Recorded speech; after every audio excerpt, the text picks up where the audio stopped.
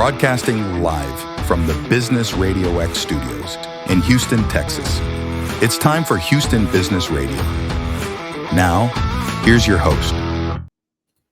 Hello, Houston. Trisha Stutzel here, bringing you another episode of Houston Business Radio. Super excited about my guest today, Dr. Melissa Patton, Managing Partner of Patton Consulting Group and the author of the Grit and Growth Workbook, a practical resource for passionate teams, emerging leaders, and resilient cultures. Melissa, I have more. Just a second. Melissa is a strategic consultant, fractional COO, and transformation expert with more than 20 years of experience helping organizations scale with clarity, align people and priorities, and build resilient cultures. Her career spans industries like education, aerospace, STEM, and workforce development, always centered on one mission: helping leaders grow through challenges, not around them. She's known for her grounded authenticity and real world perspective, which is why I have her on the show. Dr. Patton brings both heart and strategy to leadership, whether she's guiding executives through organizational change or trekking a mountain trail. She reminds us that grit isn't about pushing harder. It's about knowing when to recalibrate and rise stronger. Dr. Patton, welcome to the show. Hi, Trisha. Hi, Houston. How are you guys doing?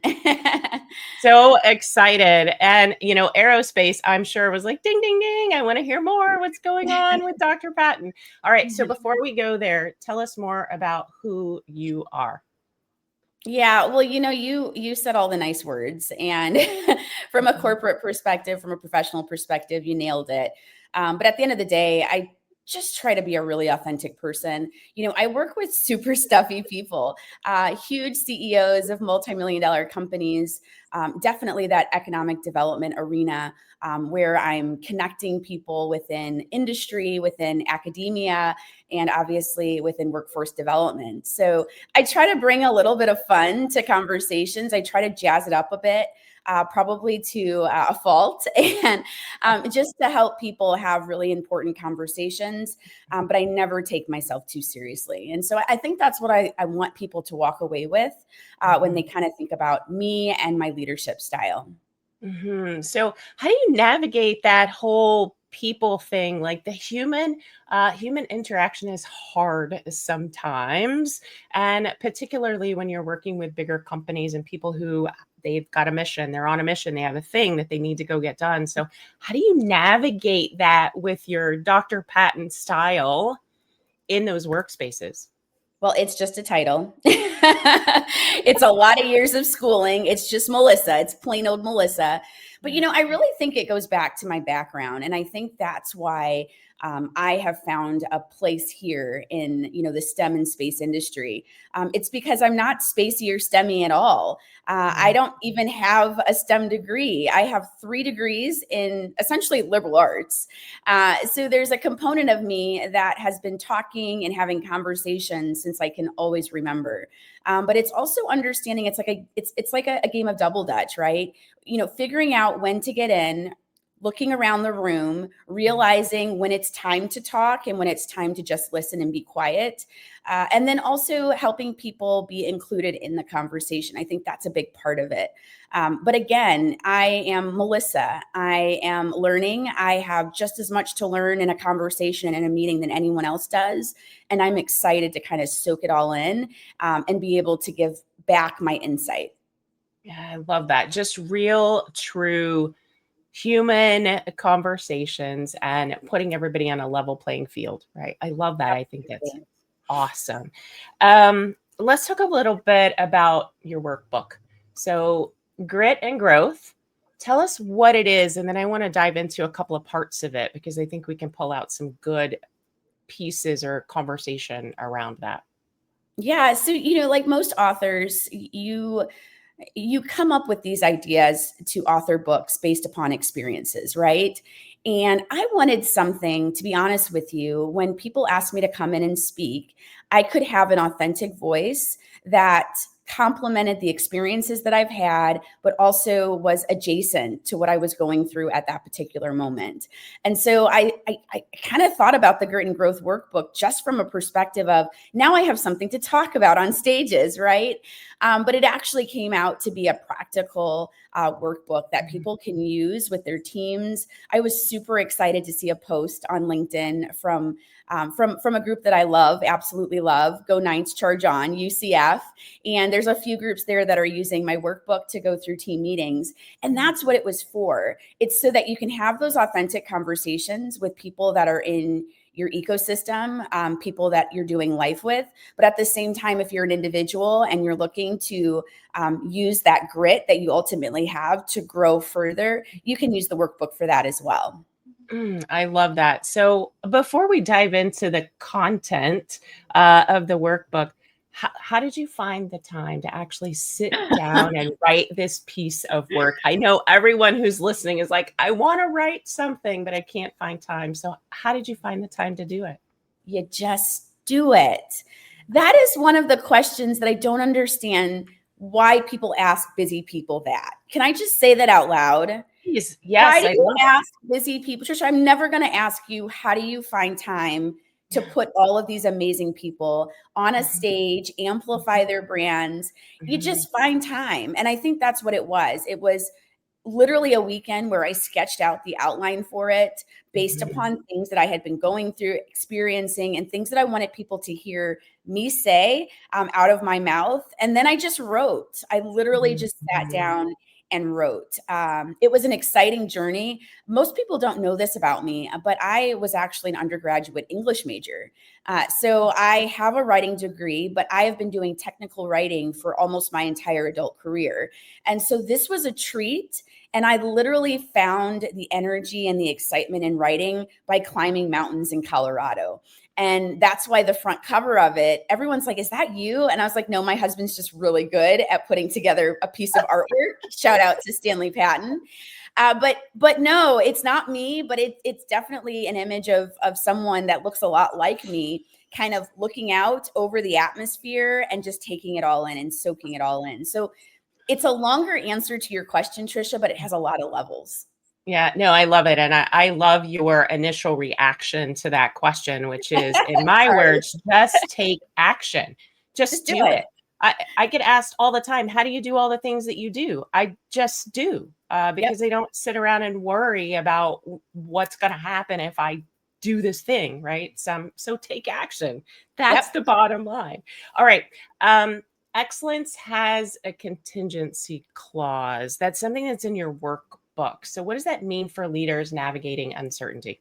Yeah. It's a pretty simple answer, but it has a really long explanation. But essentially, excellence it's not something that's given. And just because you want it, or just because you put yourself in a position to be in an excellent kind of role or position or opportunity, it doesn't necessarily mean it's going to happen the way you expect it to happen. But the beautiful part about that whole experience is the journey. And it's about the different levels that you hit, the different layers that you peel apart. And it's about how that's making you a better version of yourself. That is probably one of my most favorite quotes because it's so it just affirms everything that's going on with me and the continuous process that I have as I grow and as I deal with grit and growth and trials and tribulations and adversity. So I want people to realize that just because excellence doesn't drop in your plate on your lap, it doesn't mean that you can't operate in excellence. It's just a process. So you brought up adversity, and I'd love if you would share. So in your book, or you have talked about or posted about, adversity can be a catalyst for growth. So will you share a time when either you it came to a turning point, or one of your clients through this adversity and really helping it change the trajectory of where you're going? So how much time do we have, Trisha? No, I'm kidding. I'm kidding. I'll give you the short version. So when I speak on this, I call adversity a dirty word, and I put it in explicatives. People crack up laughing, but those are all the type A perfectionists in the audience that are laughing. It's hilarious because I know exactly who they are. But one of my most memorable adverse situations, it happened on just a normal day. It was 2 weeks before Christmas, about 17 years ago. Everything was absolutely normal. And I'm sitting in front of my computer watching my 3-year-old play with cars and trucks on the floor. And a call comes in, and it's my senior vice president. And I'm literally doing the running man in my office, because what senior vice president calls you 2 weeks before Christmas and doesn't have the congratulations, you got a promotion? So I was thrilled. So, I kind of did my hair a little bit. I clicked the button. And on the other end of the call was someone that I didn't even recognize. Her face was extremely pale. Her voice was very monotonous. And she said, "I'm sorry to let you know, Melissa, but as of today, your services are no longer needed. Your position has been eliminated." And I'm looking at her like, okay, where's the punchline? And at the same time, I feel the water, the tears welling up in my eyes. And from that moment on, it was like a 15-minute call. I have no idea what she said. She was talking about insurance, and you can get this and you can do that. And all I heard was like I was swimming underwater. It literally sent me in that moment through 5 stages of grief, Trisha. It was the most devastating moment. And I think it had a lot to do with the fact that I had done everything these people told me to do. They asked me to join boards. I joined boards. They asked me to have great measures as far as, promotions and things like that. And I killed it. And lastly, they asked me to go on and get a doctorate. And not only had I gotten that doctorate, but I was excelling with it and doing a lot of things to amplify the brand. So it didn't make any sense to me. And when we talk about adversity, we need to realize that adversity, it's where the grit is kind of born, right? So how you deal with that adverse situation is going to ultimately determine where you go and how fast you get there. And so I realized after 3 buckets of Edie's ice cream and a lot of tears and Kleenex that I needed to do something about the problem. I'm not going to just sit around in my pajamas all day. And that was actually how we started Patton Consulting Group 17 years ago. It started and birthed out of devastation, out of anger, out of frustration. And that is the story that I tell a lot of the people that I coach. That's the story that I tell a lot of people when I go on the road, because they need to realize that while you're in the moment, you have to do something. You can't just live in it. I'm sorry, I'm super passionate about that. I can laugh about it now, but I could not laugh about it even 10 years ago.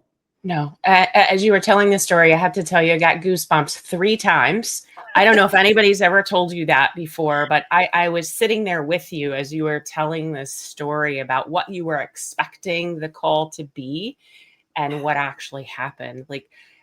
But then you took action, right? You ate your ice cream, you used the box as a tissue, and then you said, what can I do with this? What can I do with all of the work that I've ever done? And you took action, which is what we talked about a few minutes ago. If you want to do something, if you want to get something out of what you just learned, take action.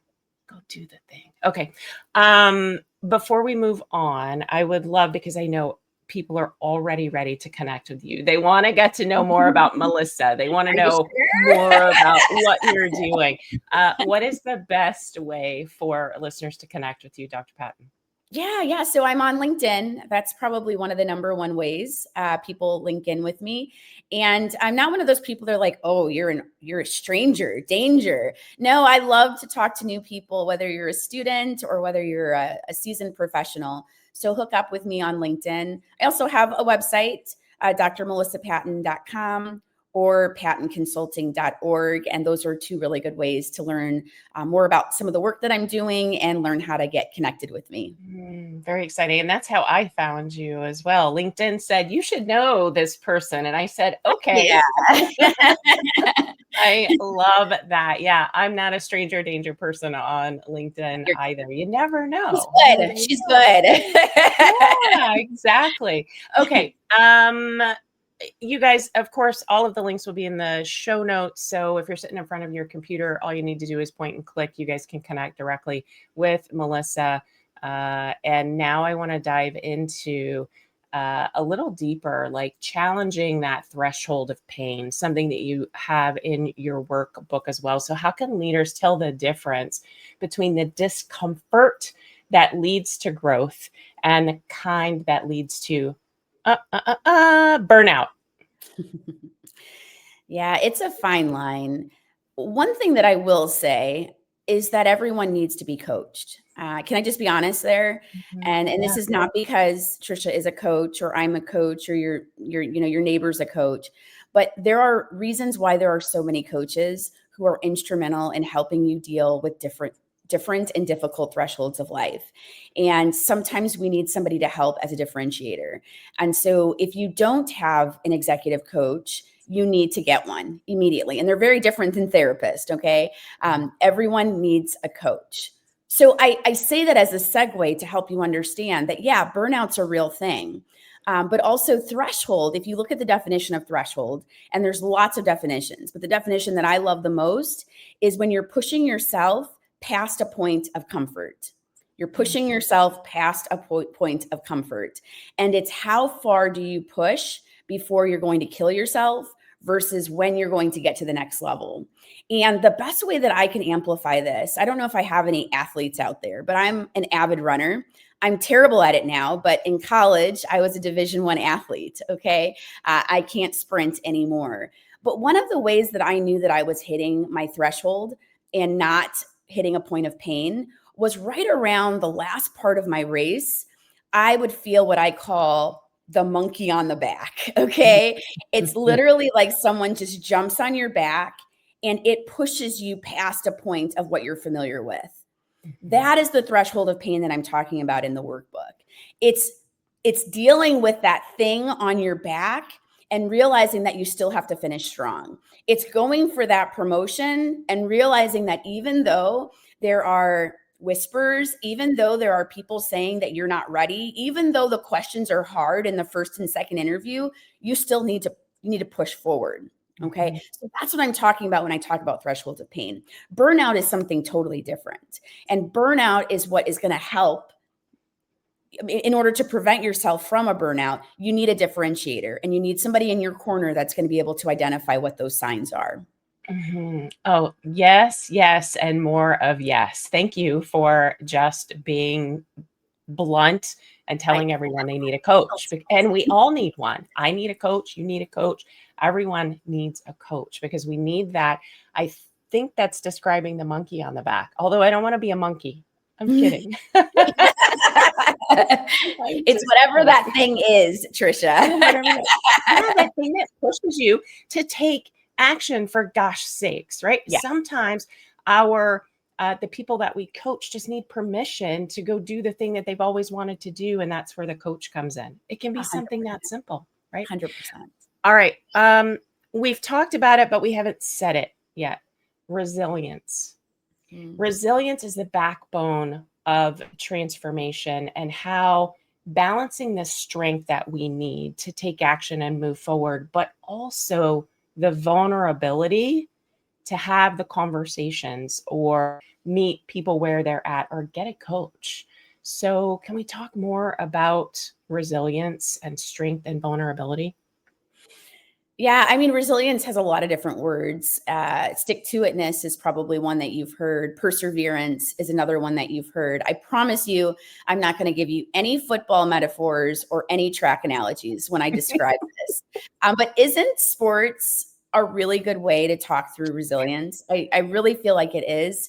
And even if you're just someone that likes to go out for a jog, pushing yourself past what you've done previously, getting a better time, hitting a point in your career where it's either time for me to be stagnant or it's time for me to move forward for my next level.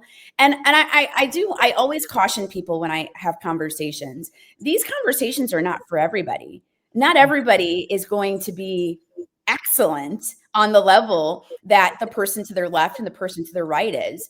You make that choice. You ultimately are in charge of your destiny when it comes to your level of excellence. And my level of excellence and what I'm pushing for and the goals that I have and the resilience that plays into that is very different than Trisha's. And that's not a good thing, or it's not a bad thing. It's just a thing. So you have to realize that this is your own lane and that you control that next step.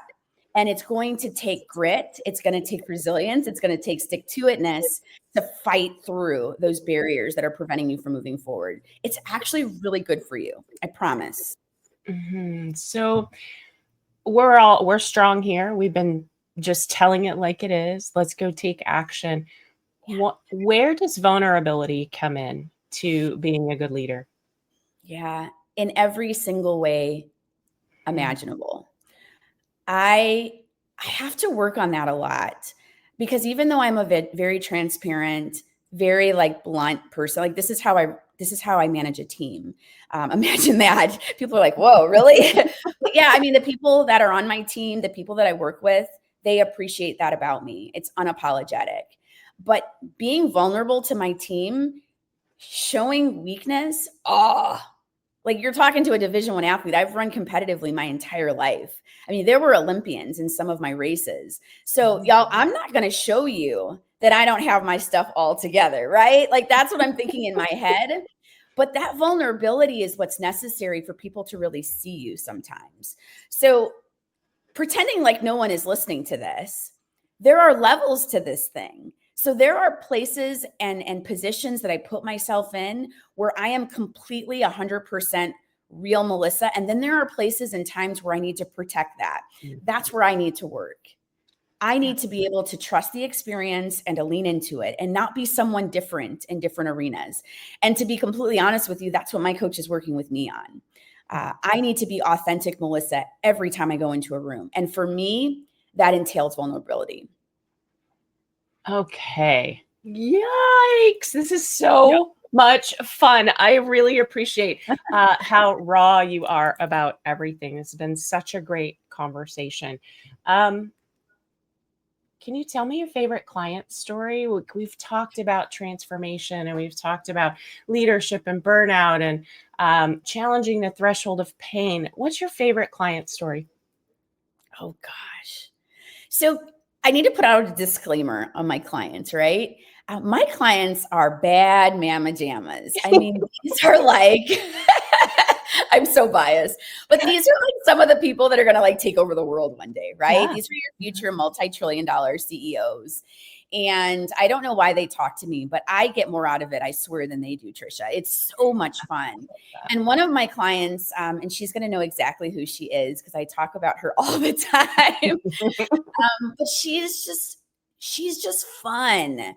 And she's got 2 Ivy, degrees, and she's down to earth. She's gorgeous. She's intelligent, but she is someone that you can have a real conversation with. And our journey in coaching, number one, has lasted way longer than both of us expected. But number two, it's one of those relationships and those conversations where we're just going at it, just one after another. And it just builds and builds and builds. And obviously, I've seen her do some incredible things from when we started, which has nothing to do with me. I just ask questions and I open the door for her to be honest with herself. But she's now having conversations about, what does it look like for my next? Who do I want to be when I see that next? I don't need any more degrees, but where do I need to surround myself as far as continuing education? How do I get on the big stages? How do I get on the boards? And so those are the kind of conversations. And so I like her because she's a real person, and you would never expect someone that's as decorated as she is to be so down to earth. Best client ever. Best client ever. And I see it. You've been on this journey with her. And I know as a coach, like, we learn so much from our clients and the journey that we take with them, which is so important. So thank you to all of the clients out there and the coaches who serve clients. Okay. Last but not least, as we get to the back end of our time, you've spent your entire career helping leaders find strength in adversity. You talk about that in your workbook. If you could leave our listeners with one lesson about grit, growth, leading with authenticity, what would it be? Yeah. Whew. I think it would center around showing up, kind of be mindful of how you show up. One of the things that my coach worked with me on was out of a really bad situation, and how do I have the strength and the resilience to show up as my true authentic self, regardless to what the C-suite looks like, regardless to whether the conversations are going to the left or to the right. But how do I be the most consistent, authentic Melissa? And that is probably my mantra. He was obviously an amazing coach, still is an amazing coach. But that's always my mantra when I am having conversations with my team and when I'm having conversation with my clients. It's how do you show up? Who is your authentic self? And how do you take that person everywhere you go? Okay, we don't have another hour, but I wish we did. This has been absolutely phenomenal. Thank you so much for joining me today. Melissa, would you please one more time tell people the best way to connect with you? Absolutely. And before I say that, Trisha, you have so much energy. We made a joke before this call started, and you have exceeded expectations. You're amazing. She's at the top of the leaderboard, y'all. Right, I love that.